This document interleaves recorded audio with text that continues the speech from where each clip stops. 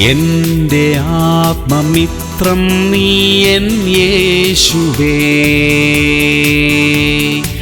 എന്റെ പ്രാണനാഥൻ നീ എൻ യേശുവേ.